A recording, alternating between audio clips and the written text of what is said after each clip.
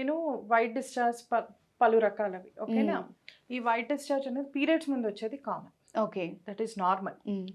And ఏది abnormal, వాసన, foul smelling, okay, and itching, దురద, foul smelling white discharge, blood mix అయి రావడము, ఓకే, అండ్ కొన్నిసార్లు పచ్చగా రావడము, కొన్నిసార్లు డర్టీ వైట్ అంటారు, లేకపోతే ఎల్లో కలర్ అంటారు, అది ఎక్కువగా రావడము, ఇంటర్ కోర్స్ తర్వాత రావడము, భార్యాభర్తలు కలిసాక రావడం.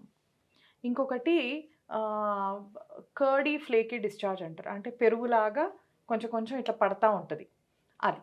సో ఇన్ని రకాలు ఉంటాయి. సో ఫస్ట్ నీళ్ళలాగా వాసన లేకుండా ఎటువంటి ఈ ప్రాబ్లం అక్కడ దురద అట్లాంటివి ఏం లేకుండా కొందరికి వస్తూ ఉంటుంది, వాళ్ళు ఒక 11-12 ఇయర్స్ ఏజ్ ఉన్నప్పటి నుంచి వస్తూ ఉంటుంది. దీన్ని ఫిజియోలాజికల్ లుకోరియా అంటారు. And this is common. కానీ పాపం వాళ్ళకి ఏంటంటే ఆ ఏజ్ నుంచి వాళ్ళకి through out even till menopause అది అవుతూ ఉంటుంది. అండ్ వాళ్ళకి ఎటువంటి ట్రీట్మెంట్ ఉండదు, జస్ట్ రీఅష్యూరెన్స్ చెప్పి వదిలేస్తాం. This is normal for your body, so consider it as normal అని చెప్పి పంపిస్తాం. ఇంకొందరికి పెరుగులాగా అట్లా పడతా ఉంటుంది, ఆ చిన్నపిల్లల్లో కూడా చూస్తూ ఉంటాము. ఒక లేట్ 30s ఎర్లీ 40sలో ఎక్కువగా చూస్తూ ఉంటాం, డయాబెటీస్ వచ్చాక ఆర్ ఎక్కువ స్ట్రెస్లో ఉన్న, ఇమ్యూనిటీ తక్కువ ఉన్న, దాన్నే క్యాండిడియాసిస్ అంటాము. ఓకే.